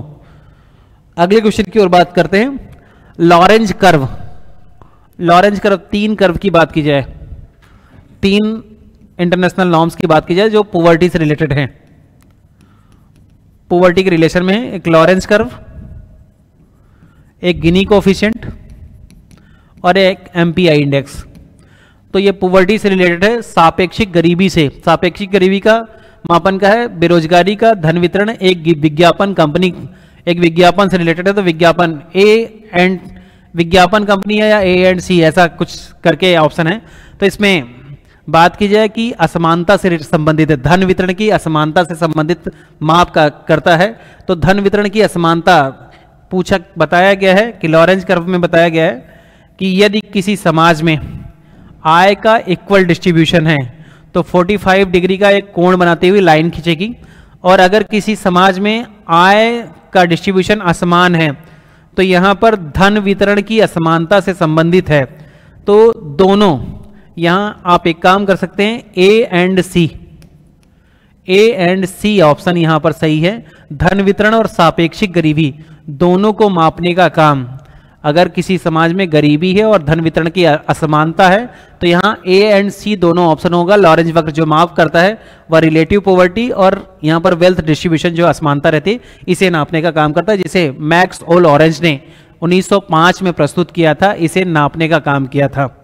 अगले क्वेश्चन की ओर चलते हैं। अगला क्वेश्चन है, एकीकृत लोकपाल योजना integrated ombudsman scheme came into force in 2021 में ओम्बुड्समैन स्कीम आई, जिसमें पुरानी जितनी भी स्कीम्स लोकपाल के संबंध में चल रही थी उन सभी को मर्ज करते हुए स्कीम लाई गई, जिसमें कोई भी शिकायतें हैं ऐसी संस्थाओं के खिलाफ, जो विभिन्न संस्थाएं वित्तीय संस्थाएं उनके खिलाफ जो शिकायतें हैं उनको दूर करने के लिए 2021 में एकीकृत इंटीग्रेटेड ओम्बुड्समैन स्कीम को लॉन्च किया गया।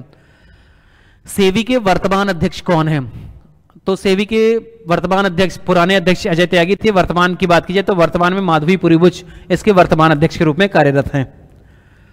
पी नोट्स, पार्टिसिपेटरी नोट्स की बात की गई है कि पार्टिसिपेटरी नोट्स का ही, सहभागी नोट्स को पी नोट्स के नाम से जाना जाता है। इसके बारे में एब्रिविएशन है, शॉर्ट नोट्स की, पार्टिसिपेटरी नोट्स की बात की गई है।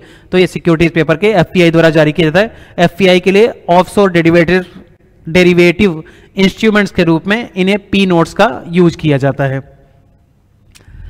औद्योगिक उत्पादन सूचकांक, index of industrial production is published by वित्त मंत्रालय, वाणिज्य और उद्योग मंत्रालय, गृह मंत्रालय और सीएसओ। बात की गई सीएसओ, एनएसओ, तो सीएसओ के अंत को अब कन्वर्ट कर दिया गया है एनएसओ में। तो एनएसओ के द्वारा सीएसओ और एनएसएसओ दोनों को अब एनएसओ के अंतर्गत मर्ज कर दिया गया है। केंद्रीय सांख्यिकी एवं कार्यक्रम क्रियान्वयन मंत्रालय के अंतर्गत 8 कोर क्षेत्र की बात की जाए तो 8 कोर सेक्टर, जो आधारभूत संरचना के 8 कोर उद्योग हैं, इनके के लिए मासिक रूप से औद्योगिक उत्पादन सूचकांक की सूचना सीएसओ के द्वारा प्रकाशित की जाती थी। सीएसओ वर्तमान में एनएसओ के अंतर्गत कार्य करता है, इसलिए इसे सीएसओ या एनएसओ कुछ भी ऑप्शन है तो इसे आप मेंशन कर सकते हैं। मध्य प्रदेश का 2023-24 का बजट कब प्रस्तुत किया गया? पूछा गया है मध्य प्रदेश का बजट कब प्रस्तुत किया गया। तो अभी कुछ दिनों से बात की गई कि जो 28 और 29 भारत के जो 28 और 29 फरवरी को आता था वो 1 फरवरी को आने लगा है, और मध्य प्रदेश का बजट जो है 1 मार्च 2023 को जगदीश देवड़ा के द्वारा प्रस्तुत किया गया। यह पहला ई बजट था और साथ साथ में इसमें बाल बजट प्रस्तुत किया गया था। इसमें बाल बजट को प्रस्तुत किया गया था। ई बजट कब प्रस्तुत किया गया? अभी हाल ही में अभी आपसे बात की है 2023-24 में, ईयर 2023-24 के बजट में पहला ई बजट प्रस्तुत किया गया। इलेक्ट्रॉनिक माध्यम से बजट को प्रस्तुत किया गया है। भारत में करेंसी नोट जारी करने का एकमात्र अधिकार किसके पास है? करेंसी नोट जारी करने का एकमात्र अधिकार जो है वह आरबीआई के पास है। एक की नोट जो है वह वित्त मंत्रालय, बाकी सभी नोट्स जो हैं वह आरबीआई के द्वारा, सारी नोट्स जो हैं आरबीआई के पास अधिकार है। पहले इंपीरियल बैंक और अब आरबीआई के पास इसके बारे में सारे अधिकार प्राप्त हैं। देश के सकल घरेलू उत्पाद में स्थिर भावों में कितने प्रतिशत की वृद्धि 2022-23 में हुई? इकोनॉमिक सर्वे से पूछा गया क्वेश्चन है, और इकोनॉमिक सर्वे में बताया गया है कि 7.0% की वृद्धि स्थिर भावों में जीडीपी में पिछले साल में हुई है। फैक्चुअल डाटा के क्वेश्चन थे। अगले क्वेश्चन की बात करते हैं। मध्य प्रदेश का पहला बजट किसने प्रस्तुत किया था? वर्तमान बजट की बात की जाए, वर्तमान जो बजट है वह जगदीश देवड़ा ने। पहला बजट दिसंबर पहले क्वेश्चन, शुरुआत के क्वेश्चन की बात की जाए 1956 की बात की जाए, भगवंत राव अन्ना राव मंडलोई ने पहला बजट मध्य प्रदेश का प्रस्तुत किया था। अगले क्वेश्चन की ओर चलते हैं। प्रीलिम्स के बैच 2000 टारगेट 2024 के लिए 20 दिसंबर को। यूपीएससी प्रीलिम्स का बैच इंदौर क्लासरूम से 4 जनवरी से। प्रीलिम्स टेस्ट सीरीज की बात की जाए तो 35 एफएलटी टारगेट 2024 के लिए 5 जनवरी से प्रारंभ हो रही है। तो अपनी तैयारियों को और बेहतर करते हुए अगले अप्रैल का जो टारगेट है उसे पूरा करिए। अगले क्वेश्चन की ओर देखते हैं, और अगला क्वेश्चन है आपका, security and exchange board of India कब स्थापित किया गया? सेबी की स्थापना की बात पूछी गई है आपसे। तो लास्टली हमने डिस्कस किया है कि अप्रैल 1988 में सेबी की स्थापना की गई। शेयर मार्केट के बड़े व्यापार को रेगुलेट करने के लिए, उस पर इनसाइडर ट्रेडिंग और ऐसे ग्राहकों के हितों और निवेशकों के हितों की रक्षा करने के लिए सेबी की स्थापना 1988 में, और 1992 में इसे स्टैट्यूटरी बॉडी या सांविधिक निकाय के रूप में स्थापना की गई थी। अगला क्वेश्चन है, निम्नलिखित में से कौन सा सही नहीं? अमेरिका नास्डैक बिल्कुल सही है। भारत में बॉम्बे स्टॉक एक्सचेंज और नेशनल स्टॉक एक्सचेंज सही है। चीन का सेंजांग बिल्कुल सही है। और स्पेन का मार्केट, स्पेन का शेयर मार्केट, ये सारी शब्दावलियां जो हैं वो शेयर मार्केट से रिलेटेड है। शेयर बाजार से रिलेटेड है, और शेयर बाजार से जो रिलेटेड है स्पेन का एसपीएन नहीं है, एसपीएन इसका नाम नहीं है, बोल्सा डी मैड्रिड, बोल्सा डी मैड्रिड करके इसके शेयर मार्केट का प्रमुख शेयर बाजार का नाम है, और इसमें से स्पेन बिल्कुल ऑप्शन में से गलत ऑप्शन है। बैलेंस ऑफ पेमेंट पूछा है, बीओपी किसका नाम है, what is the full form of balance of payment, यानी भुगतान संतुलन, हिंदी में बात की जाए भुगतान संतुलन का ही full form balance of payment के रूप में जाना जाता है। अन्य देशों के साथ जो आयात निर्यात लेखा जोखा सबका लेन देन का लेखा जोखा है उसे बैलेंस ऑफ पेमेंट के रूप में प्रदर्शित किया जाता है। आपके टॉपिक में आयात निर्यात और विदेश व्यापार दिया हुआ है, तो विदेश व्यापार और आयात निर्यात जो है वो बैलेंस ऑफ पेमेंट से रिलेटेड है। विदेशी ऋण, फॉरेन क्रेडिट एंड इन्वेस्टमेंट, निवेश की धारा किसे प्रभावित करती है, व्यापार शेष को, ठीक है, वर्तमान खाता शेष को, पूंजीगत खाता शेष। देखिए फॉरेन इन्वेस्टमेंट और फॉरेन डेब्ट की बात की जाए तो एक करंट चालू खाता और पूंजी खाता की बात की जाए, चालू खाता और पूंजी खाता के अंतर्गत कैपिटल अकाउंट, कैपिटल अकाउंट जो है वह लॉन्ग टर्म इन्वेस्टमेंट, लॉन्ग डेब्ट की बात करते हैं और इन्वेस्टमेंट की बात करते हैं। चालू तो प्रेजेंट की बात करते हैं, करंट अकाउंट की बात करते हैं तो करंट अकाउंट में वस्तुओं और सेवाओं के आयात निर्यात की बात की जाती है, और कैपिटल अकाउंट के अंतर्गत इन्वेस्टमेंट एफडीआई वगैरह इन्वेस्टमेंट जो है वह पूंजीगत खाता से संबंधित है। तो जिसने भी आयात निर्यात का वो टॉपिक पढ़ा है बैलेंस ऑफ पेमेंट का, उसमें टॉपिक में यह सीधे सीधे मेंशन किया गया कि कैपिटल अकाउंट से रिलेटेड है या विदेशी ऋण और विदेशी निवेश। लंदन मार्केट का स्टॉक मार्केट इंडेक्स क्या कहलाता है, FTSE 100 के नाम से लंदन का फुटसी जो मार्केट है उसे लंदन शेयर मार्केट का इंडेक्स के नाम से जाना जाता है। फुटसी जो है FTSE 100 करके इसके लंदन शेयर मार्केट का नाम है।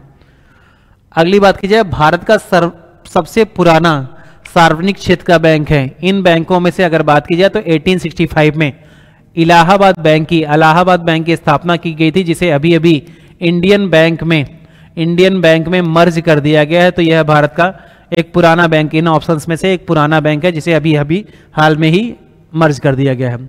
बैलेंस ऑफ पेमेंट किस धारणा से संबंधित है, अभी अभी आप डिस्कस कर रहे थे बीओपी किस धारणा से संबंधित है, आपने कहा भुगतान संतुलन से, इसे हिंदी में भुगतान संतुलन कहते हैं। और भुगतान संतुलन की बात की जाए तो अन्य देशों के साथ निर्यात और आयात, एक्सपोर्ट्स और इंपोर्ट की बात की गई है। तो मैंने बात ही की थी कि विदेशी व्यापार और आयात और निर्यात, इंपोर्ट और एक्सपोर्ट आपके टॉपिक में मेंशन है, और इस टॉपिक से ही रिलेटेड क्या है, बैलेंस ऑफ पेमेंट यहाँ संबंधित है, भुगतान संतुलन संबंधित है। नेक्स्ट क्वेश्चन की ओर बात करते हैं। निम्नलिखित में से कौन संस्थान भारत में संयुक्त रूप से ऋण को नियंत्रित करने के लिए जिम्मेदार है, ट्राई दूरसंचार कंपनियों से, नाबार्ड कृषि क्षेत्र से, ये भी गलत, इरडा ये भी बीमा कंपनियों से रिलेटेड है। बात की जाए आरबीआई इसमें से सही है, आरबीआई है जो रिस्पॉन्सिबल है for regulating credit in India, formal sector में सोर्सेस को, क्रेडिट इन इंडिया को कंट्रोल करने का काम आरबीआई के द्वारा ही किया जाता है। विदेश व्यापार की भुगतान निम्नलिखित में से किससे संबंधित है, the payment of foreign trade is related it with the merits of import, the merits of export, the multiplier of the foreign trade, विदेशी व्यापार का मल्टीप्लेयर और भुगतान की संतुलन की आवश्यकता से। अगर विदेशी व्यापार की बात की जाए तो आयात और निर्यात दोनों से रिलेटेड है, और आयात और निर्यात को मिलाकर के यह भुगतान की संतुलन की अवस्था की बात की गई है, तो इसे डी ऑप्शन इसमें से सही है। अगले क्वेश्चन की बात की जाए, भारतीय पूंजी बाजार में घोटालों, पूंजी बाजार के घोटालों की बात की गई है, कैपिटल मार्केट की बात की गई है, कैपिटल मार्केट यानी लॉन्ग टर्म इन्वेस्टमेंट की बात की गई, शेयर की बात की जा रही है। भारत सरकार ने नियामक शक्ति के रूप में 1988 की बात की जाए तो 1988 में इसके लिए पूंजी बाजार को नियंत्रित करने के लिए सेबी की, सिक्योरिटी एंड एक्सचेंज बोर्ड की स्थापना की गई थी। यहाँ नीति आयोग, आरबीआई और सीबीआई ये तीनों ऑप्शन नहीं होंगे, यहाँ पर सेबी ही होगा। कौन भारतीय रिजर्व बैंक का प्रथम गवर्नर था, भारतीय रिजर्व बैंक का प्रथम गवर्नर कौन था, तो बात की जाए ऑसबोर्न स्मिथ साहब जो थे, ऑसबोर्न स्मिथ साहब पहले गवर्नर थे। मनमोहन सिंह सीडी देशमुख बाद में इसके गवर्नर बने। मनमोहन सिंह और बेनिगल रामाराव इनकी बात नहीं की जाती है, पहले गवर्नर ऑसबोर्न स्मिथ थे।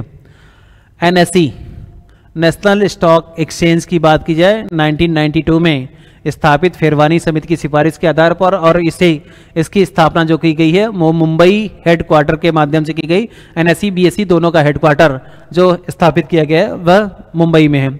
कौन सा बैंक भारत में मुद्रा नोटों को छापता है? बात की जाए मुद्रा का निर्गमन करने का काम RBI reserve bank of India के द्वारा मुद्रा को निर्गमन करने का कार्य आरबीआई के द्वारा किया जाता है। पहले यह काम इंपीरियल बैंक ऑफ इंडिया के द्वारा किया जाता था। निम्नलिखित में से कौन सा एनबीएफसी के कौन से रूप जाने जाते हैं?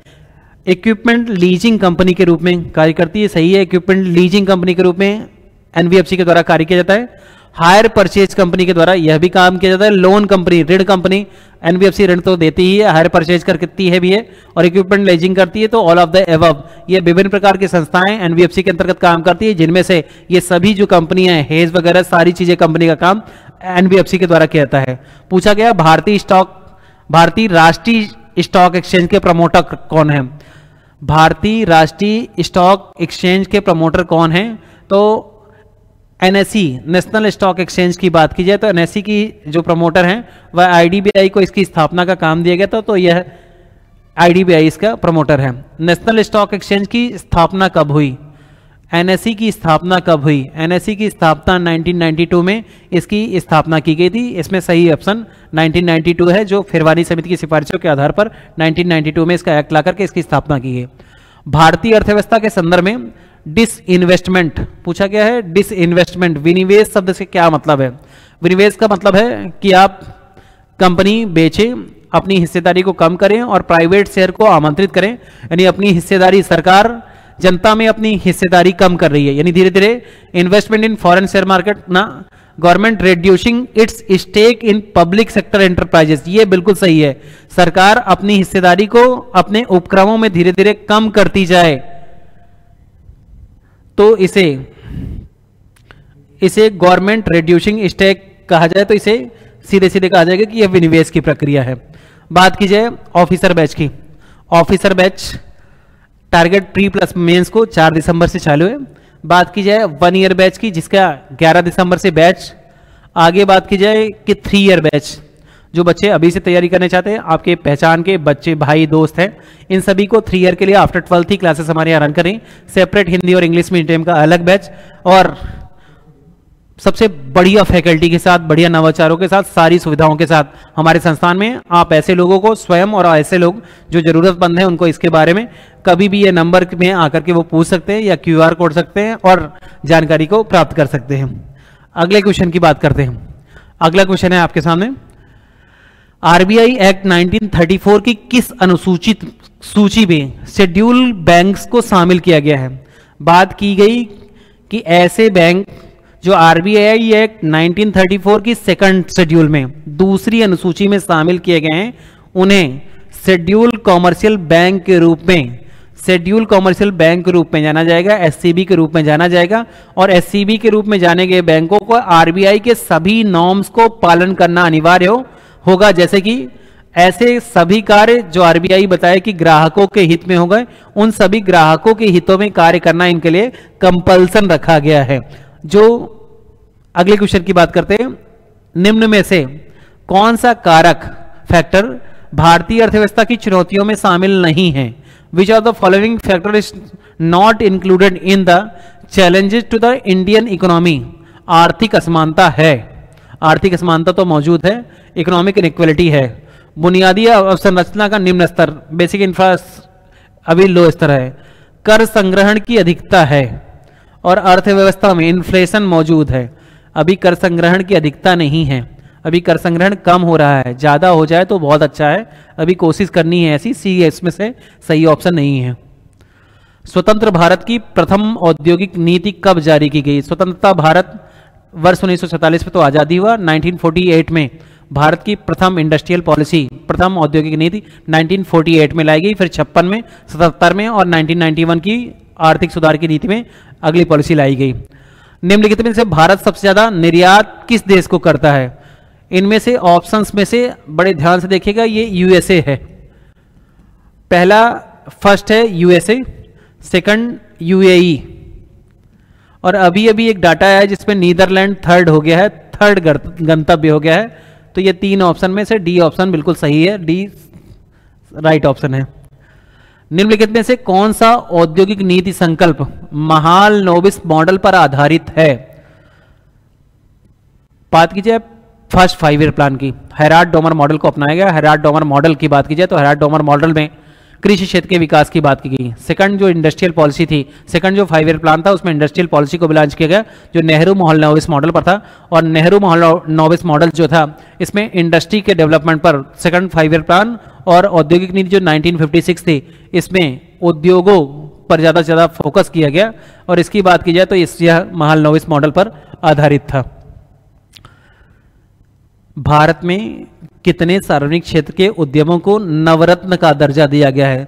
तो प्रेजेंट में अगर वर्तमान स्टेटस की बात की जाए तो 16 ऐसे उद्योग हैं जिन्हें नवरत्न का दर्जा दिया गया है। ऐसे 16 वर्तमान में 16 उद्योग हैं।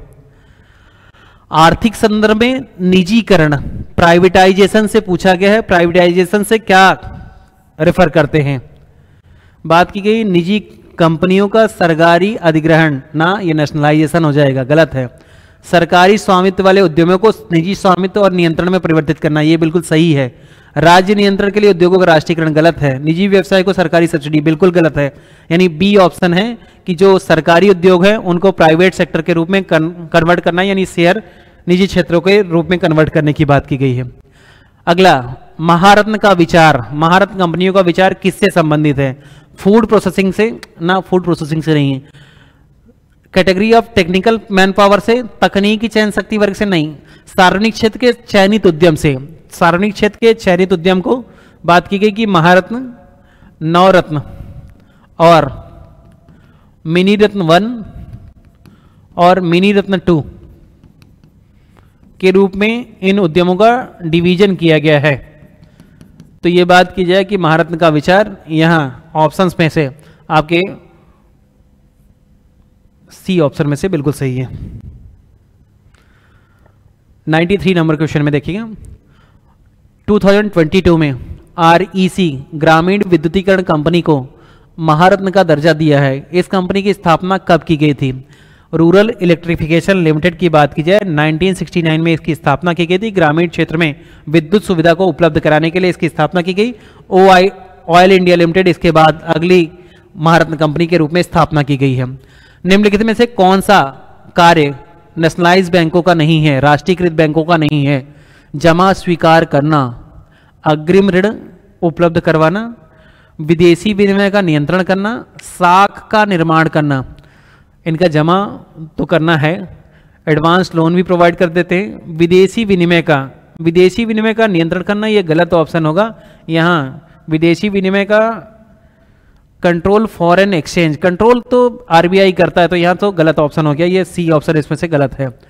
सार्वजनिक क्षेत्र की इकाइयों में विनिवेश, डिसइन्वेस्टमेंट निम्नलिखित में से किसमें आता है?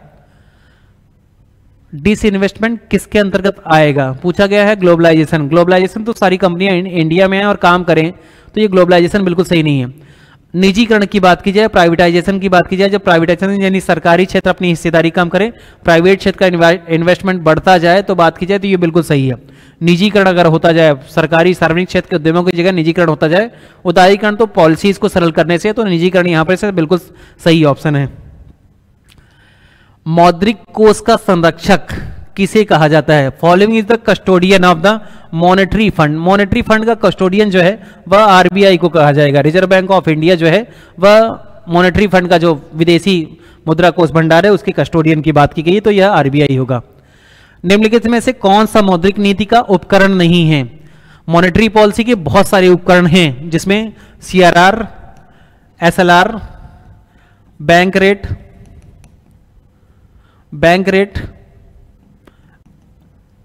Repo rate, reverse repo rate, MSF, open market operation, OMOs, HDFR, LAF liquidity adjustment facility, ये सभी हैं। सेलेक्टिव क्रेडिट कंट्रोल साख नियंत्रण है, खुले बाजार की क्रियाएं हैं, रेपो रेट है। बस कर तो ये कर टैक्सेशन से रिलेटेड है, यह कर नहीं है, इसमें है, मौद्रिक नीति का उपकरण नहीं है, यह तो फिस्कल पॉलिसीज के उपकरण के रूप में आ जाता है। जब मुद्रास्फीति का इन्फ्लेशन का लेवल एक स्वीकार्य स्तर से अधिक हो जाता है तो सेंट्रल बैंक क्या करता है, when the level of inflation exceed, यानी बहुत ज्यादा मुद्रास्फीति, महंगाई बहुत ज्यादा हो जाती है, तो क्या करेगा, बैंक दर घटाएगा। ये गलत है, ऐसा नहीं है, बैंक दर बढ़ा देगा।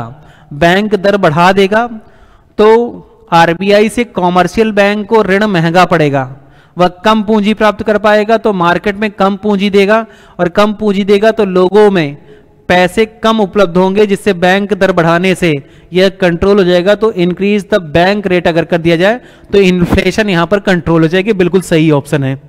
अगला बात करते हैं एनबीएफसी।